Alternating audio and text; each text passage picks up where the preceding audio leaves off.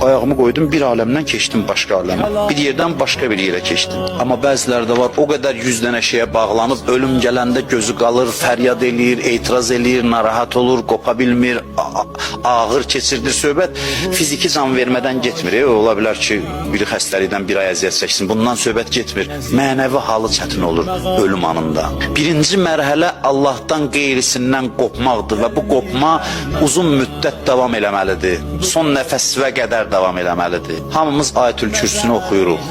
Ayətül Kürsü Quranın canıdır. Quran-ı Kərimi Ayətül Kürsüyə sığışdırıb Allah. Ayətül Kürsüdə belə bir cümlə var. Fəmən yəkfur bit-tağut və yu'min billah. Buyurur ki, kim tağuta kafir olsa, tağut nədir?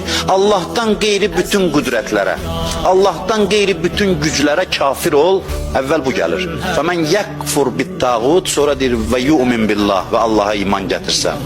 Allahdan qeyri qüdrətlərə kafir olmalısan, üsyan etməlisən, yəni mənəvi baxımdan qəbul etməməlisən. Fəmən yəkfur bit-tağut, əvvəl bu gəlir. Qopdun və yu'min billah, sonra bitişmə gəlir. Bunlardan qopub bitişirsən Allaha, nəticə nədir? Fəqət istəmsəkə bil-urvətil vusqa, möhkəm ipdən yapışdı bu adam. Bu adam qüdrət mənbəyinə çatdı. Lən fisamə laha, qırılmaz bir ipdir. Əlində özü üçün bir dayaq nöqtəsi tapdı.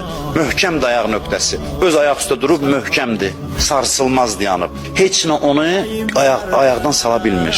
İcazə versək, sadə xalq dilində danışsaq, cəmaatın bəzi sözləri var. Ədəbsizlik olmasın da bu minbərdən bunu demək, amma elə rəsmi deyil axı bizim çıxışımız. Bizi dinləyən də xalqdır.